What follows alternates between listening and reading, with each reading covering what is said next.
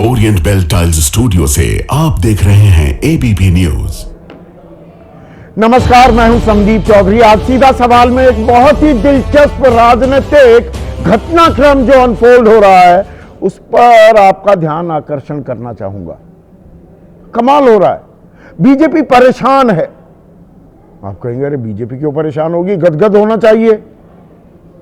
बिहार में 243 में से एनडीए जीत गया, फिर सरकार बन गई, सबसे बड़ी पार्टी भी बन गई, और आज मंत्रालयों का जो आवंटन हुआ है उसमें नीतीश कुमार पहली बार गृह मंत्रालय अपने पास नहीं रखेंगे।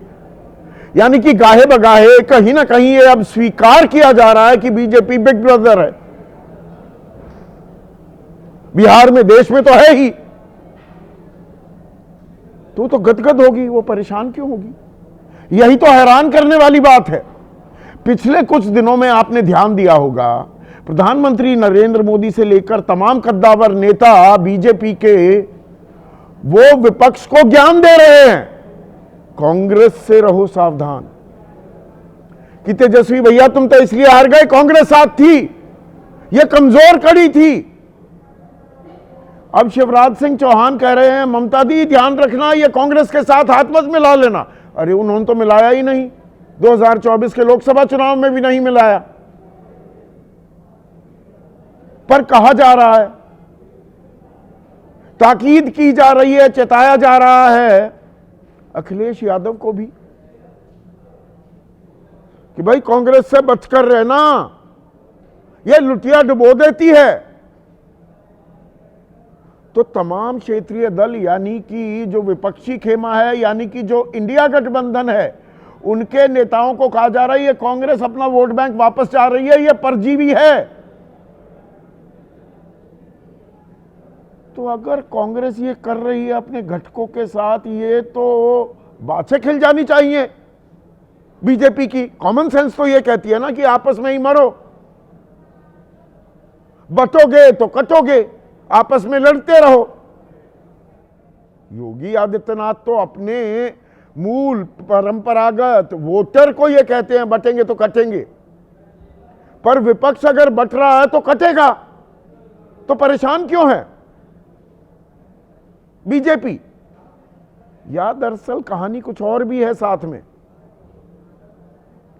विपक्ष में जो थोड़ी हताशा, निराशा महाराष्ट्र, हरियाणा, दिल्ली और अब बिहार के नतीजों के बाद आई है। एक ऊर्जा आई थी 2024 के लोकसभा चुनाव में, भाई बीजेपी 240 पर सिमटी थी, तो यही वक्त है क्या असमंजस फैला दो, आपस में एक दूसरे के भरोसे लायक ना बचे।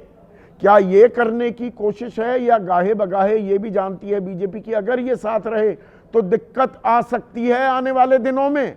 अभी तो हम जीत रहे हैं, पर ये धुरी ना बनी रहे कांग्रेस। खेल क्या है, इसे आज हम डिकोड करेंगे। ऐसे में आपकी राय, आपके सुझाव और आपके सवाल, जो अब सीधा सवाल के अहम हिस्सा बन चुके हैं, उनका रहेगा इंतजार। तो आज हम बात करने वाले हैं कांग्रेस पार्टी की और बीजेपी का हैरान कर देने वाला, परेशान होता हुआ बयान। विपक्ष को कह रहे हैं कांग्रेस से सावधान। अब ये विपक्ष से इतना प्रेम, उनका इतना ख्याल, उनका इतना ध्यान क्यों आ रहा है बीजेपी को? भाई आपस में बटे कटे लड़ मरे तो ये तो बीजेपी के लिए बढ़िया है। विपक्षी खेमा खुद ही धाराशायी हो जाएगा, कांग्रेस उसकी धुरी बनी हुई है, तो वह धुरी ही हट जाएगी। तो परेशान क्यों है और ताकीद क्यों की जा रही है और किस किस तरह की सलाह दी जा रही है, यह गौर करने वाली बात है। आज बड़े कैबिनेट मंत्री हैं, कृषि और किसान कल्याण मंत्री हैं, पर वो ममता बनर्जी के कल्याण की बातें कर रहे हैं। शिवराज सिंह चौहान, सुनिए क्या कहा है शिवराज सिंह चौहान ने, गौर कीजिएगा। कि जिनके साथ कांग्रेस रहेगी वो डूबेंगे ही। दिल्ली में केजरीवाल जी देख लीजिए, उत्तर प्रदेश में अखिलेश जी देख लीजिए, बिहार में तेजस्वी जी देख लीजिए, जहां कांग्रेस बैठेगी गठबंधन में वहां पराजय तय है। हम तो डूबे हैं सनम, तुमको भी ले डूबेंगे। अब कम से कम बंगाल में ममता दीदी सावधान रहे। तो डूबते को सहारा क्यों दे रहे हैं शिवराज सिंह चौहान? डूबने दो भाई विपक्ष को, वो खुद ही डूब रहा है और आप सलाह दे रहे हो कि नहीं नहीं कांग्रेस से दूरी कर लो। और सलाह देने में जो नाम गिनवाए, चलिए अरविंद केजरीवाल के साथ विधानसभा में तो कोई समझौता नहीं किया था, लोकसभा में किया, चलिए वहां डूबे। पर अखिलेश यादव और कांग्रेस ने तो बीजेपी को 240 पर अगर थामा गया, उसकी एक बड़ी वजह यूपी थी। 29 सीटों का नुकसान हुआ, 33 पर बीजेपी आई और 43 पर पहुंच गई कांग्रेस और समाजवादी पार्टी का गठबंधन। में सिर्फ उन दो का गठबंधन और बीजेपी का आंकड़ा बता रहा हूं। और ममता बनर्जी ने तो गठबंधन करने से इनकार ही कर दिया था। वो आज तक यक्ष प्रश्न बना हुआ है कि वो इंडिया गठबंधन में है या नहीं है। हां, बीच बीच में कहती रहती हैं कि मुझे दे दो कमान इंडिया गठबंधन की, राहुल गांधी से बेहतर काम कर लूंगी। तो जो ये आग लगी हुई है 36 का जो आंकड़ा है टीएमसी और कांग्रेस का, उसमें घी डाल रहे हैं क्या शिवराज सिंह चौहान, या कहानी कुछ और है? और ये मैं क्यों कह रहा हूं कि कहानी कुछ और है क्या? पिछले 2 हफ्तों से प्रधानमंत्री मोदी लगातार कांग्रेस पर हमलावर हैं, जबरदस्त तरीके से। 3 नवंबर को चुनाव हो रहे थे, पहला चरण 6 नवंबर को होने वाला था। बिहार में सहरसा में प्रधानमंत्री बोले बिहार में कांग्रेस की लुटिया डूबी हुई है, इस बार आरजेडी की लुटिया डुबो देगी। फिर जब अप्रत्याशित वो प्रचंड बहुमत हासिल किया बीजेपी ने, तो बीजेपी के हेडक्वार्टर्स में गए प्रधानमंत्री मोदी और वहां पर सीधे कांग्रेस पर निशाना साधा कि मैं पहले भी कांग्रेस के सहयोगियों को आगाह कर रहा था कि कांग्रेस एक बोझ है, कांग्रेस एक परजीवी है जो अपने सहयोगियों के वोट बैंक को निगलकर वापसी करना चाहती है। अब इसमें थोड़ी हकीकत भी है भाई, जितने क्षेत्रीय दल हैं वो कांग्रेस के वोट बैंक को ही खाकर जहां पहुंचे हैं पहुंच पाए हैं। भाई वो 55 साल जो कांग्रेस ने राज किया, तो विपक्ष कभी वो जनता पार्टी होता था, कभी कोई तीसरा मोर्चा होता था, वो काम चलते रहते थे, कोई स्थायी विपक्ष था ही नहीं। तो विपक्ष की भूमिका में जो छोटे छोटे क्षेत्रीय दल आए वो कांग्रेस का वोट बैंक लेकर गए। पर कांग्रेस और उनके बीच अगर वोट बढ़ाने की होड़ लगी हुई है, ये तो बीजेपी की बल्ले बल्ले हो रही है। प्रधानमंत्री यहीं नहीं रुके, 14 तारीख को उन्होंने कहा कांग्रेस एमएमसी है, यानी कि मुस्लिम लीगी माओवादी कांग्रेस। यही बात रामनाथ गोयन का लेक्चर जो हुआ 17 नवंबर को, वहां भी ये बात कही कि इन्होंने माओवादी आतंक को पाला पोसा, शहरों में नक्सल आतंक को खाद पानी दिया, अर्बन नक्सल को बढ़ावा दिया, ये देश की एकता के लिए खतरा बन रही है। तो विपक्ष की एकता के लिए कांग्रेस खतरा है तो बनने दो।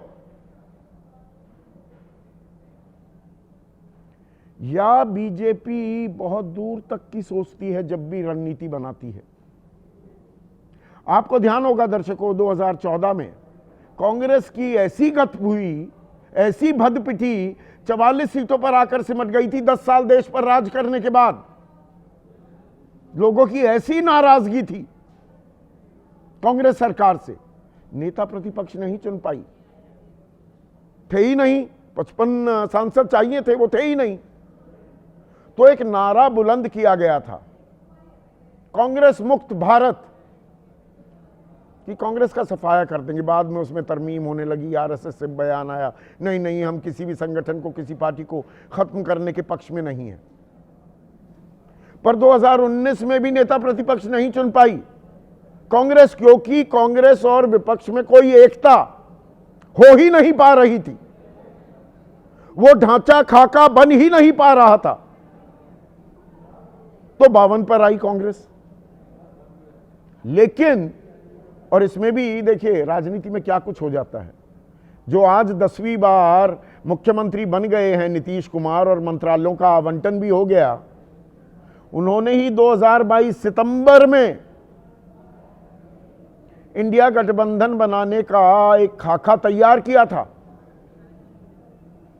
उसका नामकरण जून जुलाई में हुआ 2023 में। तो जब ये इंडिया गठबंधन बना, नीतीश छोड़ गए जनवरी 2024 में, तब तक कह रहे थे, पहले बोले 200 से नीचे ला दूंगा बीजेपी को, फिर बोले 100 से नीचे ला दूंगा बीजेपी को, फिर बीजेपी के साथ चले गए। लेकिन बीजेपी जो कह रही थी 370 पार, एनडीए 400 पार, वो खुद 240 पर फंस गई, अटक गई। 294 ही एनडीए के खाते में आए, 235 इंडिया गठबंधन ले गया, कांग्रेस 99 सीट ले गई। यानी कि विपक्ष अगर साथ आता है तो बीजेपी के लिए दिक्कत का सबब हो जाता है। आप कहेंगे अरे अभी महाराष्ट्र की बात कर रहे थे, वहां साथ आए, क्या हुआ? कांग्रेस की तो 16 सीटें आई 101 में से, पर 48 भी आई, 48 में से 30 भी आई लोकसभा में। और बीजेपी हर चाल को बहुत सोच समझकर चलती है क्या, कि किसी ना किसी तरह से अब कमजोर कड़ी बन रही है कांग्रेस, तो गो फॉर द किल। भरोसा, एतबार, जो ये कदम ताल की गुंजाइश है भी, तो उसे खत्म कर दो। विपक्ष के मन में शंका डाल दो, क्या ये खेल हो रहा है, या ये खेल अभी सीधे सीधे पश्चिम बंगाल तक ही सीमित है, कि किसी भी कीमत पर ममता और कांग्रेस साथ नहीं आने चाहिए।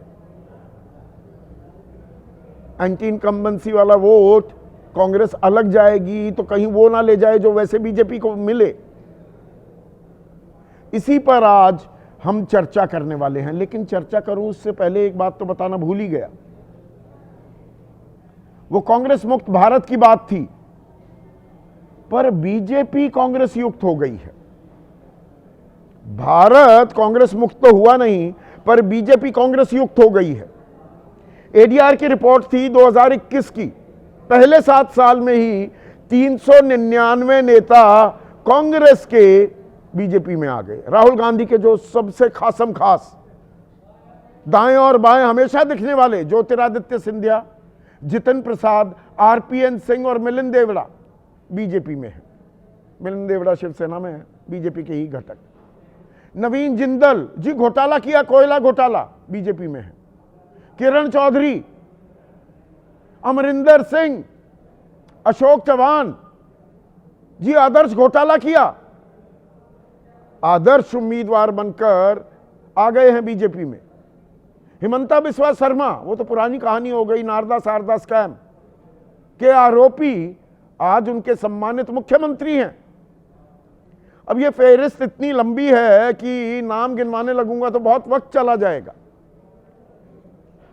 हार्दिक पटेल हो, अल्पेश ठाकुर, विजय बहुगुणा, किरण रेड्डी, जगदम्बिका पाल, पेमा खांडू, बीरेन्द्र सिंह, मानिक साहा मंत्री हैं, मुख्यमंत्री त्रिपुरा के।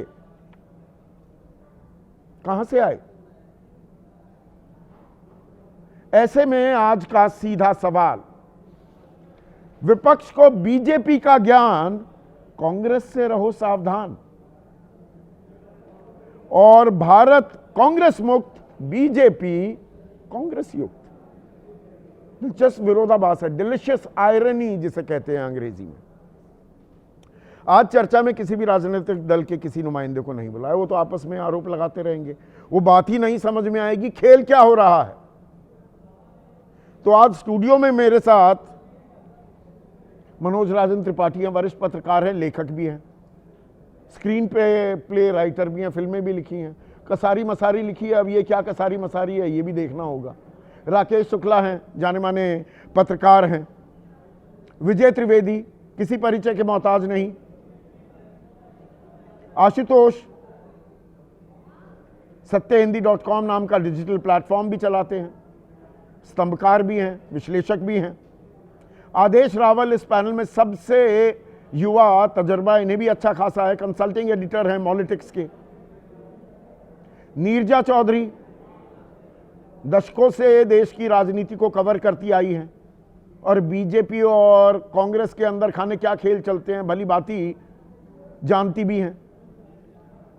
और विनोद शर्मा पॉलिटिकल एडिटर भी रह चुके हैं हिंदुस्तान टाइम्स के, और कांग्रेस के अंदर खाने क्या हो रहा है इन्हें अच्छी खासी जानकारी रहती है। अब मुझे ये बताइए विनोद शर्मा, ये बीजेपी क्या ज्ञान दे रही है, इतना ध्यान क्यों लगा रही है, इतनी परेशान विचलित क्यों है, बता रही है ममता को, अखिलेश को, अरे भाई कांग्रेस से बच के रहो, ये परजीवी है, तुम्हारा वोट बैंक वापस लेना चाहती है जो कभी इसका हुआ करता था।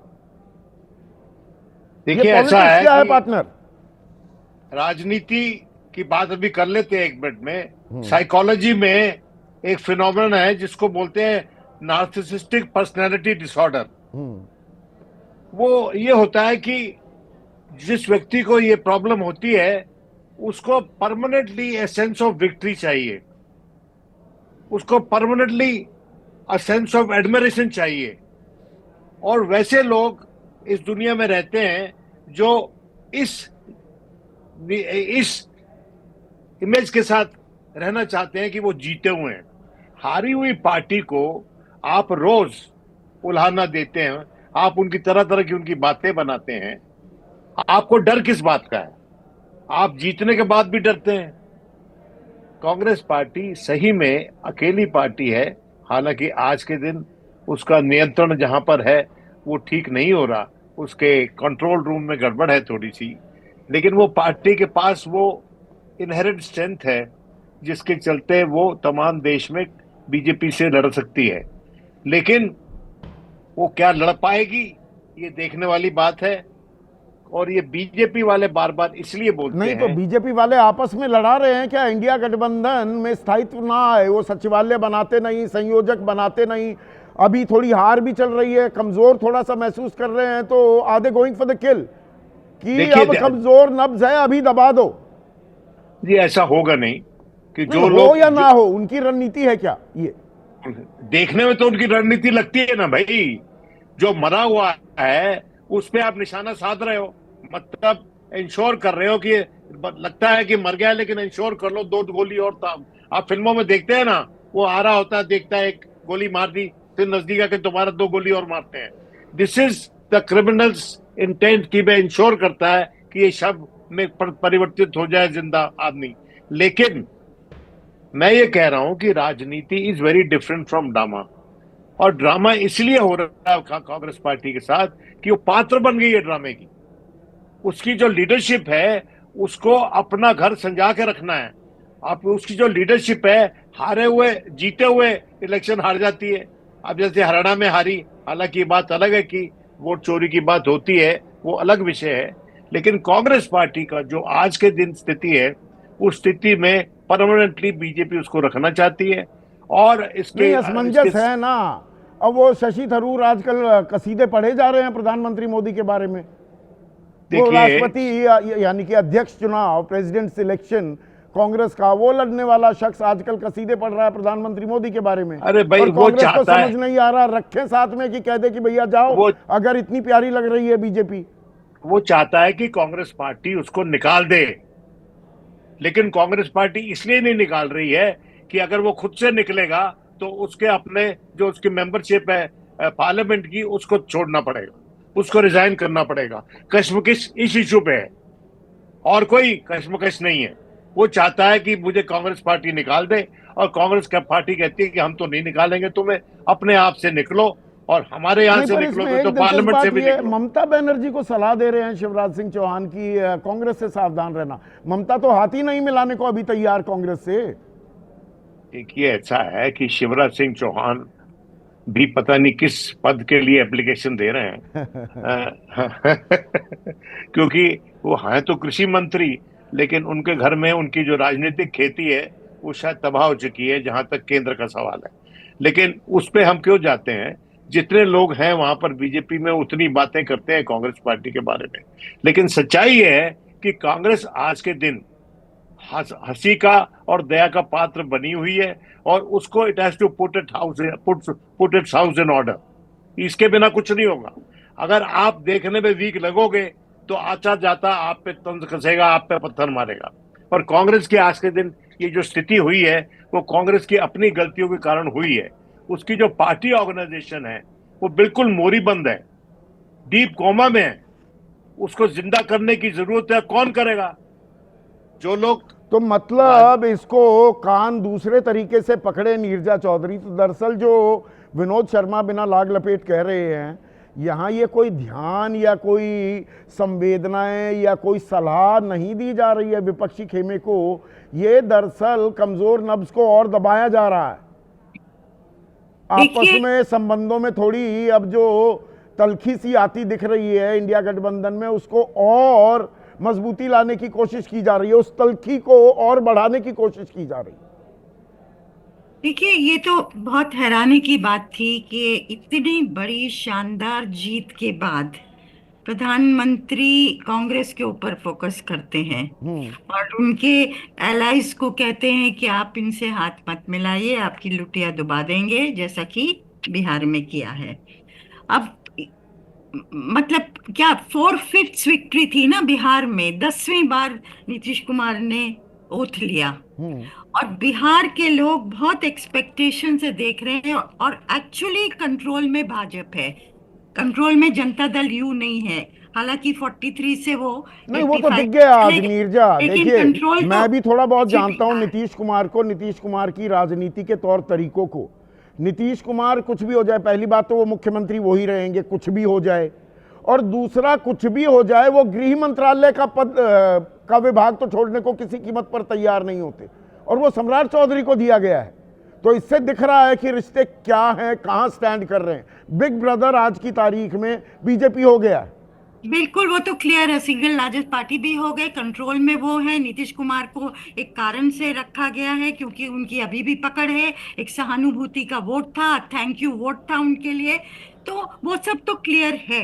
लेकिन जो हैरानी की बात है कि इस क्षण में आप कांग्रेस के ऊपर क्यों फोकस कर रहे हैं? बिल्कुल सवाल है ये। किस तरह की इनसिक्योरिटी तो हो ही नहीं सकती, क्योंकि आप तो है क्या, वही तो मैं डिकोड करना चाह रहा हूं। इतने परेशान बीजेपी कैसे दिख रही है? ये तो मोमेंट ऑफ ग्लोरी है, ये तो जीत का जश्न का क्षण है। देयरफॉर ये सवाल तो उठेगा कि क्या हो रहा है। आप तो एक हेजेमोनिक ग्रोथ की तरफ बढ़ रहे हैं। हरियाणा, महाराष्ट्र, दिल्ली, बिहार और आगे की और चुनाव आ रहे हैं। तो इस तरह का नोट स्ट्राइक होना बड़ा अजीब सा लगा कि क्यों कर रहे हैं गिरी हुई मरी हुई पार्टी को।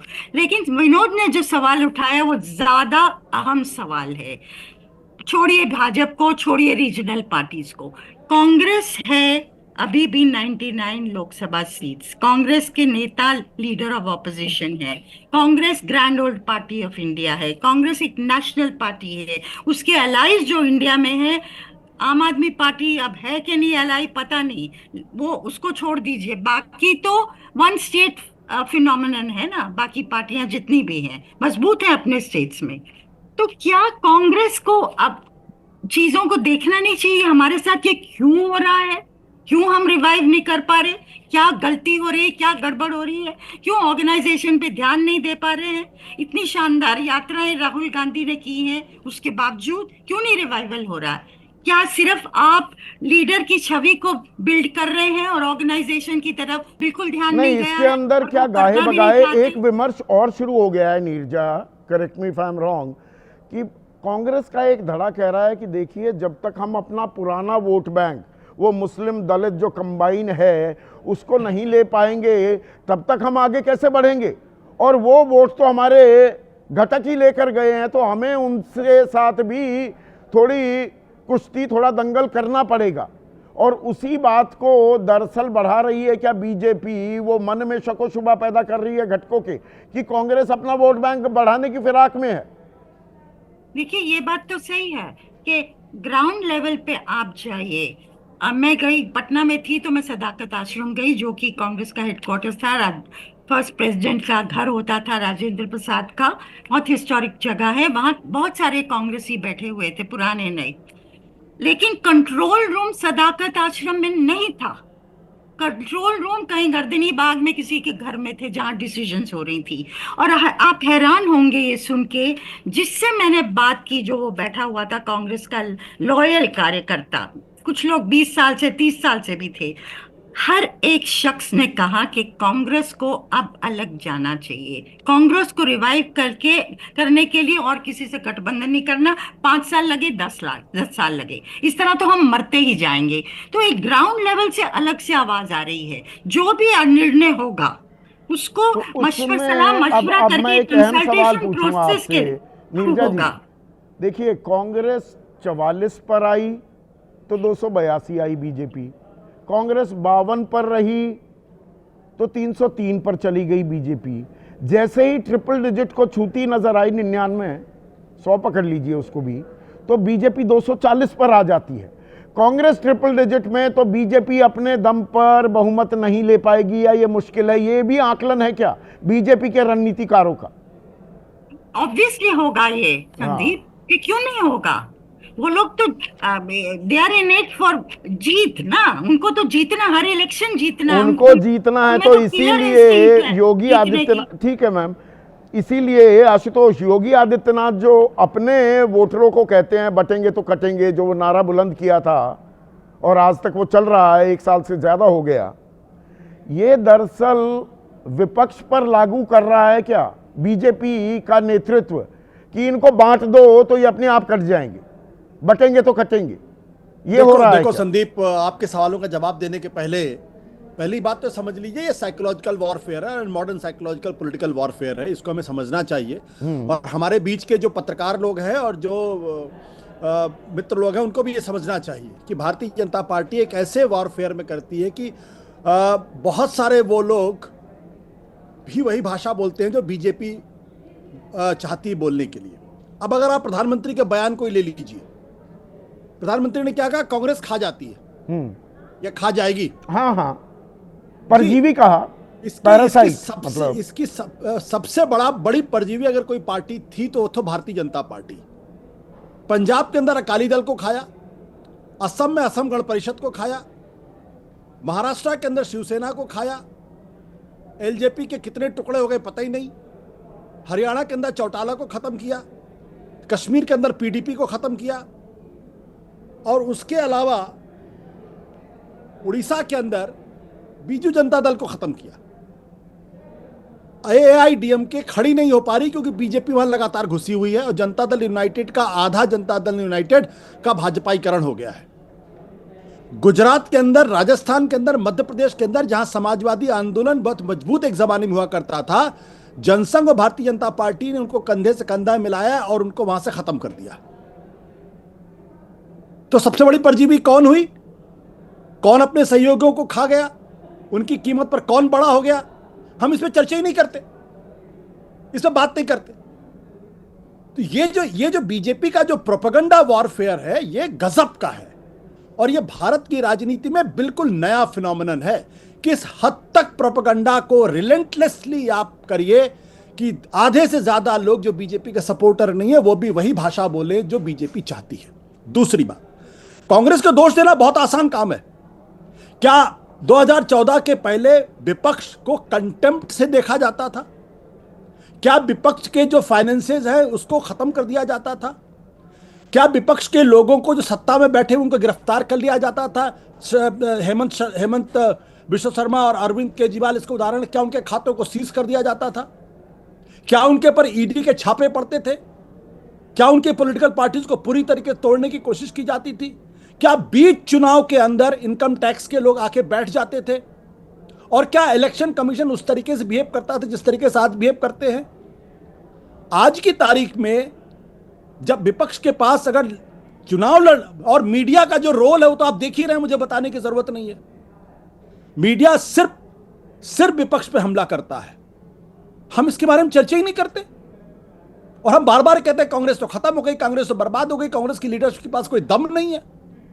पर अगर हम पिछले कुछ चुनावों पर नजर डालें, लोकसभा चुनाव के बाद, लोकसभा चुनाव में आशुतोष 99 सीट लेकर आई, अच्छा प्रदर्शन था, ठीक था, मतलब दिल्ली में 70 सीटें लड़ी, एक भी सीट नहीं जीती। बिहार तो जानते ही हम 61 में से 6 सीटें जीत पाई।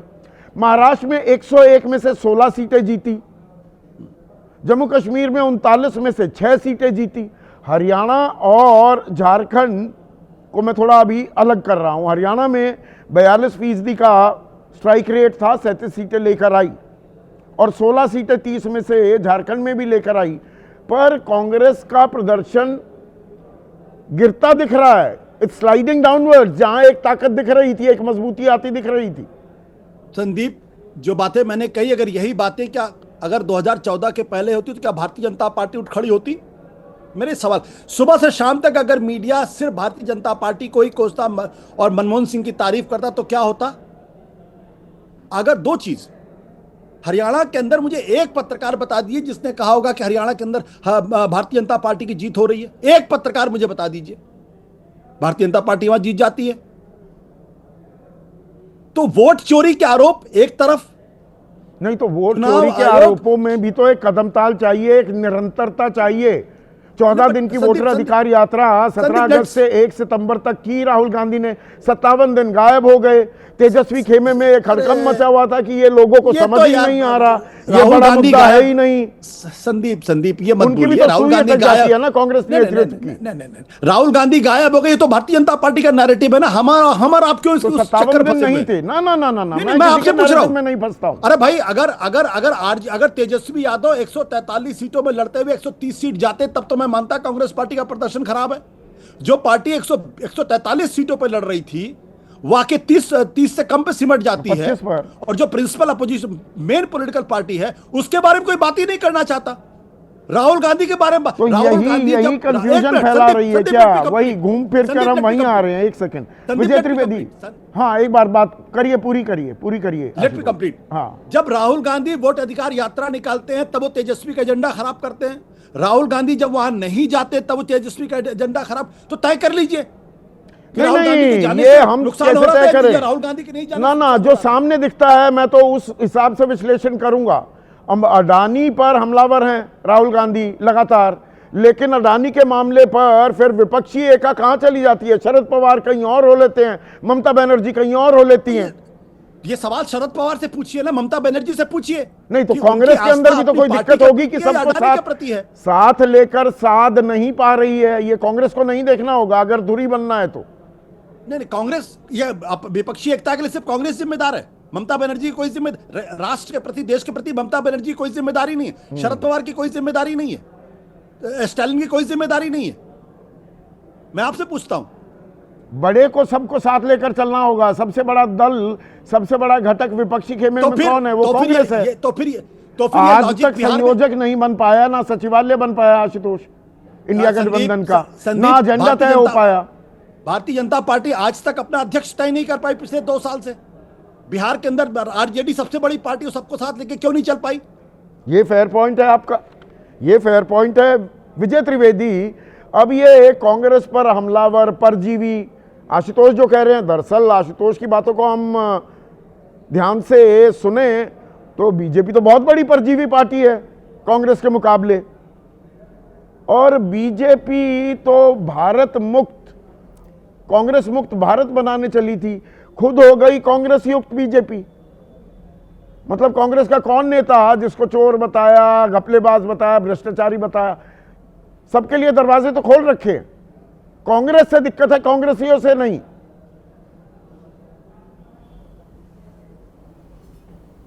देखिए संदीप, आप जो सवाल खड़े कर रहे हैं बिल्कुल सही सवाल है, और मैं आशुतोष से मतलब मोरलेस सहमत हूँ कि हम लोग एक एजेंडा, ये पूरा साइकोलॉजिकल वॉरफेयर है, साइकोलॉजिकल पॉलिटिकल वॉर है, जिसमें आप हर दिन कोसते रहिए तो लगता है कि लगातार कुछ ना कुछ गड़बड़ हो रही है।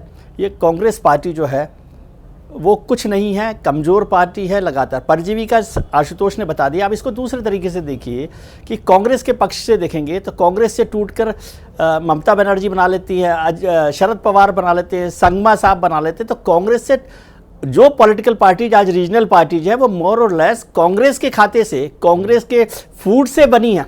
तो परजीवी पार्टी कौन है? क्या कांग्रेस परजीवी हुई?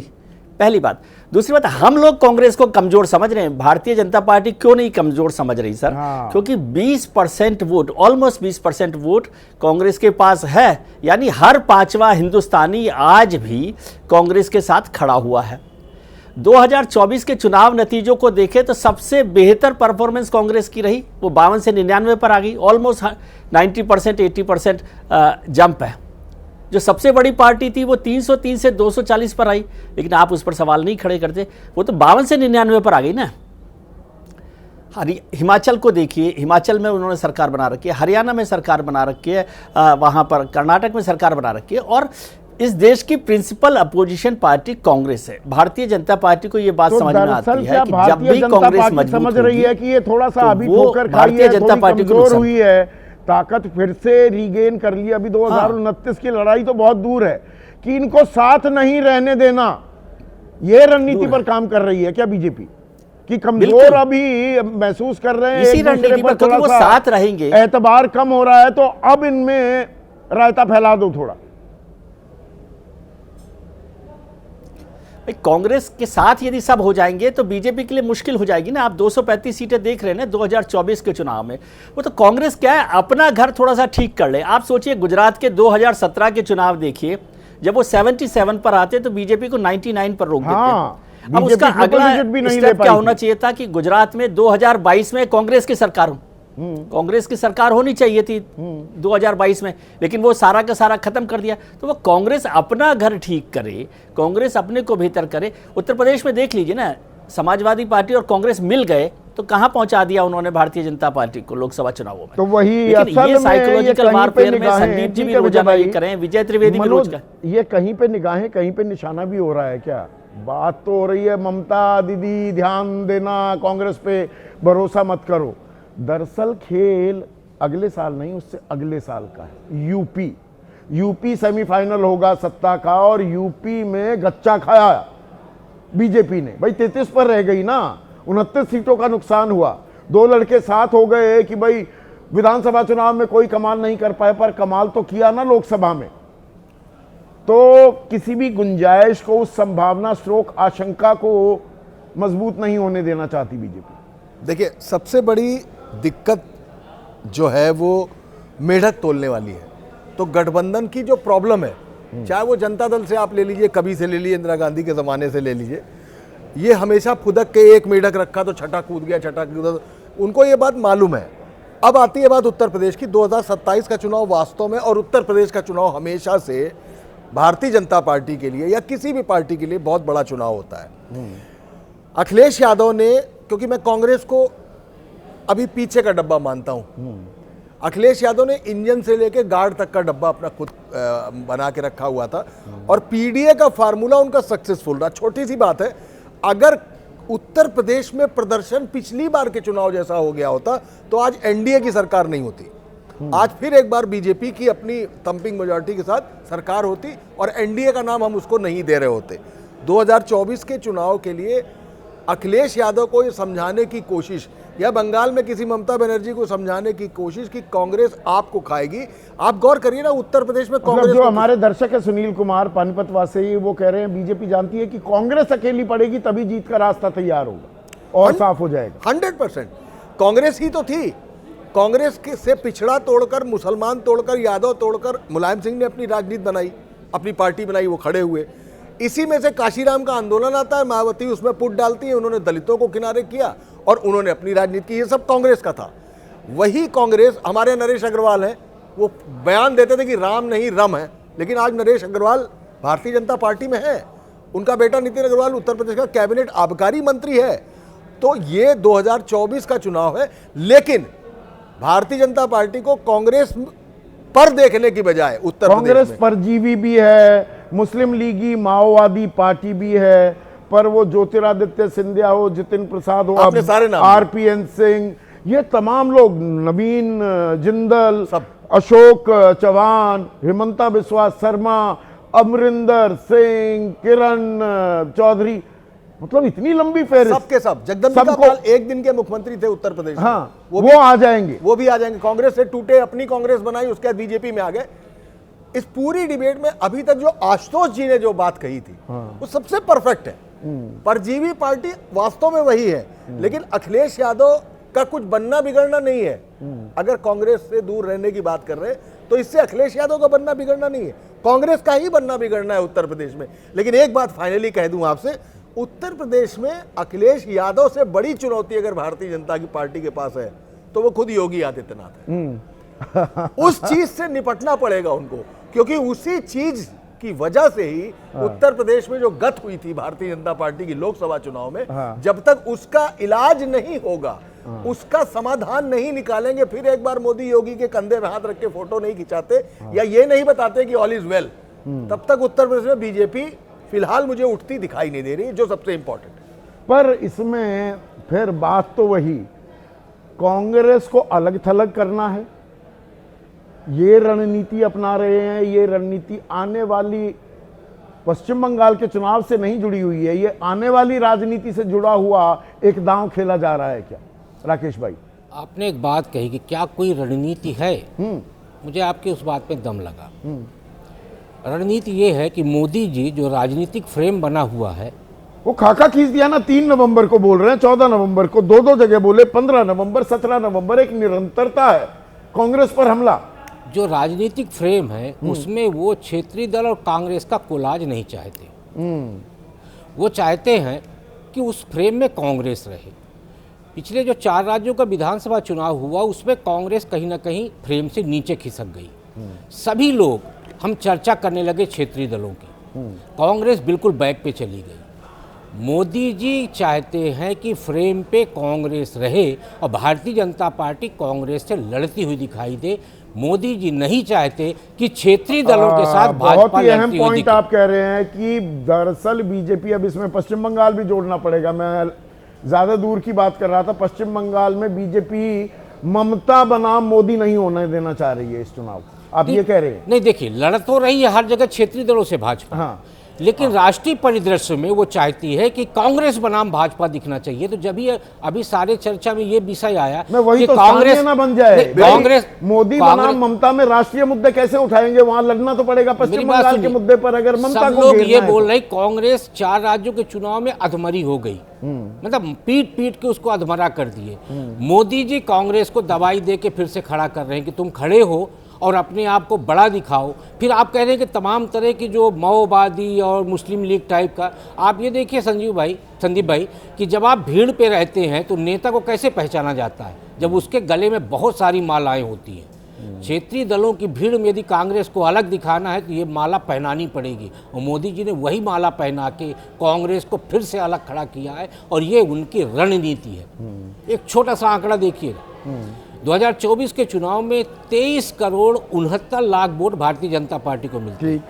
तमाम क्षेत्रीय दल आप देखें जो इंडी गठबंधन के साथ थे उनको मिला के 7 करोड़ होता है, और जो एनडीए गठबंधन के वोटर है उनका लगभग 3 करोड़ होता है। तो 23 में 3 जोड़ेंगे तो 26 होता है, और 1369 में यदि 7 जोड़ेंगे तो 21 कांग्रेस के, जी, तो वो 21 होता है। तो वो फासला जो अभी 10 करोड़ का दिख रहा भाजपा बनाम कांग्रेस का, यदि इकट्ठा होगा तो वो फासला 5 करोड़ में बदल जाएगा। तो बटेंगे तो कटेंगे, तो बांटना है। इसलिए ये रणनीति है कि राजनीति में भाजपा बनाम कांग्रेस दिखना चाहिए, इसलिए पहले मारती है भाजपा, फिर उपचार करा के कांग्रेस को खड़ा करती है। और उसमें कंफ्यूजन भी फैले थोड़ी, क्योंकि कई जगह तो असहज है ही संबंध। अब ममता बनर्जी के साथ 36 का आंकड़ा है कांग्रेस का। आज जो सही कहा कि भाई आम आदमी पार्टी अभी इंडिया गठबंधन में है या नहीं, इस पर सवाल है। उमर अब्दुल्ला नाराज घूम रहे हैं और हेमंत सोरेन भी नाराज हो रखे हैं आजकल। देखिए यदि कांग्रेस में बहम होगा तभी उसके अंदर अहम आएगा, और वो चाहते हैं कांग्रेस बहम में रहे कि आप सबसे बड़े दल हो, तो उसके अंदर अहम आएगा। जब अहम आएगा तो गठबंधन होने के बाद भी कांग्रेस जम्मू कश्मीर में नेशनल कॉन्फ्रेंस के खिलाफ अपने कैंडिडेट उतारी, और बहम होने के कारण ही कांग्रेस बिहार में भी अपने कैंडिडेट उतारी, आरजेडी से गठबंधन होने के बाद भी। तो कांग्रेस का अहम बना रहे, इसलिए उसको एक बहम में रखा गया। अहम शब्द इस्तेमाल किया, और ये अहम शब्द है आदेश। अहम का जिक्र उद्धव ठाकरे ने भी किया है, जब वो रमेश चैनी थल्ला ने कह दिया हम तो अकेले लड़ेंगे बीएमसी के चुनाव, 220 जो सीटें हैं उन्होंने कहा इतनी आज़ादी की अगर आपको ज़रूरत महसूस हो रही है, दरकार है, तो हम भी आज़ाद हैं अलग चलने के लिए। और जो बिहार चुनाव के नतीजों के बाद एमके स्टालिन का बयान आया वो मैं बहुत अहम मानता हूं। उन्होंने कहा स्पष्टता की ज़रूरत है, क्लैरिटी चाहिए, क्या एजेंडा है, क्या प्रोमिसेस हैं आपकी, और आखिरी वोट गिरने तक मेहनत करनी होगी। वो संदेश किसके लिए था? कांग्रेस के लिए ही था ना। उसी को भुना रही है क्या बीजेपी? देखिए, बीएमसी का चुनाव है वो एक लोकल इशू है, उसमें पार्टीज़ के अलग अलग मुद्दे हो सकते हैं, लेकिन स्टालिन साहब का बयान हो या अभी मोदी जी का स्टेटमेंट हो या बीजेपी का स्टेटमेंट हो, ये जानते हैं कि कांग्रेस पार्टी एकमात्र ऐसी पार्टी है जो उनके सामने खड़ी है। कांग्रेस पार्टी एक ऐसी पार्टी है जो एक बड़ा गठबंधन तैयार करके उनको चैलेंज कर सकती है, और कांग्रेस ही वो पार्टी है जो जगह जगह पे बहुत सारे राज्यों में आमने सामने बीजेपी से लड़ती है। पहली बात तो ये। दूसरी बात ये कि प्रधानमंत्री जी ने एक बात और कही, उन्होंने कहा कि कांग्रेस पार्टी एक बार फिर टूटने के कगार पे है, यानी टूट सकती है। तो ये सिर्फ पॉलिटिकल स्टेटमेंट है या कोई जानकारी भी उनके पास ऐसी है? मुझे लगता है कि प्रधानमंत्री कोई स्टेटमेंट ऐसे नहीं देते हैं। कांग्रेस पार्टी में आज के सिस्टम में काम करने के तरीके में बहुत सारे शंकाएं हैं, बहुत सारे सवाल हैं। वो अपनी जो स्ट्रैटेजीज को चेंज नहीं करते हैं और लगातार वो चुनाव हारते जा रहे हैं। लेकिन 2014 से लेकर 19 तक और 19 से 24 तक कांग्रेस पार्टी अपने सबसे खराब दौर से गुजरी है, कहा 44 सीट और 52 सीट, और उसी के बीच में राहुल गांधी को रिजाइन तक करना पड़ा था कांग्रेस अध्यक्ष के पद से, और उसके बाद खड़गे साहब की एंट्री हुई थी। तो जब उस वक्त में कांग्रेस पार्टी खत्म नहीं हुई, कांग्रेस मुक्त भारत नहीं हुआ, और तो आज के दौर में तो मुझे बहुत ही मुश्किल लगता है कि कोई ऐसा सपना आप देख सकते हो, हमारे दर्शक जबलपुर इसके पीछे की सबसे बड़ी वजह वो कह रहे हैं अगर कांग्रेस को मुस्लिम लीगी बताया जाएगा तभी तो मुस्लिम वोट बटेगा। देखिए, एक आप जैसे एनालिस्ट, हमारे जैसे पत्रकार एक आकलन ये भी कर रहे हैं पिछले साल से, साल डेढ़ साल से, कि भाई मुसलमानों में और दलितों में एक झुकाव फिर से कांग्रेस की तरफ आता दिख रहा है। तो मुस्लिम लीगी माओवादी कांग्रेस बताया जाएगा तो उसमें थोड़ा छितरेगा ये वोट बैंक। और ममता को बोलो तो ममता का भी अपना एक वोट बैंक है, अखिलेश का भी मुस्लिम के अंदर एक बड़ा तबका वोट बैंक है, तो उसको डिवाइड किया जाए, क्या ये भी एक रणनीति है? देखिए, बिहार के चुनाव में वो डिवाइड हुआ है मुसलमान वोट, लेकिन जब 2024 का लोकसभा चुनाव हुआ था तो उसमें मुस्लिम और दलित ये दो वोट बैंक ऐसा था जिसके कारण बीजेपी 240 पे आके खड़ी हो गई। और इसमें जो मेन मुद्दा था वो था संविधान का मुद्दा, कि जो बीजेपी 400 सीट चाहती है वो उसके बाद संविधान चेंज कर देगी। तो इसीलिए इस कॉम्बिनेशन ने बीजेपी को गहरी चोट मारी है। और लेकिन विधानसभा चुनाव जब आया, आप हरियाणा देख लीजिए, वहाँ दलित वोट बैंक जितना लोकसभा में आया था उतना नहीं आया कांग्रेस पार्टी के पास, इसलिए वो हार गई। आप महाराष्ट्र देख लीजिए, अभी आप बिहार देख लीजिए, तो वोटर भी चाहे दलित हो या मुसलमान हो या ओबीसी हो या अपर कास्ट हो, वो भी चुनाव को देख के वोट करता है। विधानसभा चुनाव में वो अलग वोट कर रहा है, लोकसभा चुनाव में वो डिफरेंट तरीके से वोट कर रहा है। अब आप देखिए उत्तर प्रदेश का जो रिजल्ट आया था लोकसभा चुनाव में, ये सब जानते हैं कि तेजस्वी यादव को, माफ कीजिएगा, अखिलेश यादव को इस बात का फायदा हुआ कि जो कांग्रेस पार्टी का संविधान का मुद्दा था उसके कारण बहन जी को वोट नहीं दिया दलितों ने, इंडिया गठबंधन को वोट दिया, जिसके कारण अखिलेश और कांग्रेस पार्टी की सीटें बढ़ी, क्योंकि वो जानते थे कि बहन जी की जो क्रेडिबिलिटी है आज उसके ऊपर सवाल और निशान कहीं ना कहीं है कि वो बिल्कुल चुपचाप बैठी हैं और वो बीजेपी के खिलाफ नहीं बोलती हैं। तो वोटर बहुत समझदार है, वो डिफरेंट पैटर्न से वोट कर रहा है, मतलब लोकसभा में अलग करता है, विधानसभा में अलग करता है। तो अगर मुसलमान वोट एक है, हाँ, अगर हम बड़ा खाका खींचे तो दरअसल बीजेपी की रणनीति ये है कि इंडिया गठबंधन जो है विपक्षी खेमा है उसकी धुरी कांग्रेस ना बने। दरअसल लॉन्ग टर्म स्ट्रैटेजी क्या ये है? नहीं, पिछले इसमें वो कामयाब नहीं हो पाएंगे। पिछले 2 दिन से खबरें प्रकाशित हो रही हैं कि इंडिया गठबंधन टूट गया है। दरअसल ये इसलिए किया जा रहा है कि वो जानते हैं कि कांग्रेस पार्टी अगर इससे बाहर हो जाएगी तो इनके बहुत सारे जो मसले हैं वो हल हो जाएंगे, खासतौर पर संसद के भीतर के जो मसले हैं। जब भी कोई ऐसी स्टोरी आती है कॉर्पोरेट हाउसेस को लेकर या गौतम अडानी को लेकर, तब इंडिया गठबंधन अलग हो जाता है। सिर्फ कांग्रेस पार्टी एक ऐसी पार्टी होती है जो उस सवाल को उठाती है संसद के अंदर, और ममता बनर्जी, शरद पवार, अखिलेश यादव, केजरीवाल, ये कोई भी उसके बारे में बात नहीं करते हैं।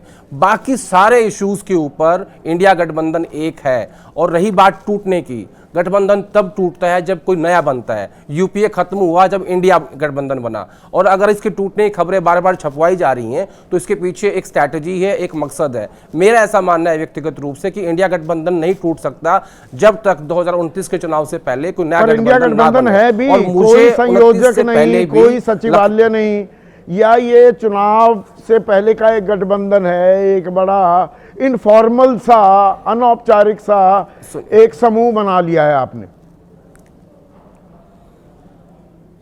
आप कमाल देखिए कि कोई संयोजक नहीं है, कोई इनका वॉर रूम नहीं है, उसके बावजूद भी बीजेपी को 240 पे ले आए। अगर ये ऐसा कर लें, जो कि जिसमें सबसे बड़ा रोल कांग्रेस पार्टी का है कि उन्हें इसमें आगे बढ़ के एक बेहतर कोऑर्डिनेशन करना चाहिए, तो मुझे लगता है कि ज़्यादा प्रभावशाली ये गठबंधन हो सकता है। लेकिन फिलहाल आप कह रहे हो, लेकिन मैं ये भी मानता हूँ कि 2024 के लोकसभा चुनाव से पहले जब ये गठबंधन बना था तो उसमें ये डिसाइड हो गया था, निर्धारित था कि इसका जो मकसद है वो सिर्फ और सिर्फ बीजेपी को हराने का है 2024 के लोकसभा चुनाव में। और इसके बाद गठबंधन मजबूत रहेगा नहीं रहेगा, साइकोलॉजिकल वॉरफेयर हो रहा है, दिमागी खेल खेले जा रहे हैं, दबाव बनाया जा रहा है, दबाव में झुक जाएगा, टूट जाएगा क्या इंडिया गठबंधन, या ये राजनीतिक रणनीतियां हैं, ये पैतरे हैं, ये चलते रहेंगे। आज बस इतना ही।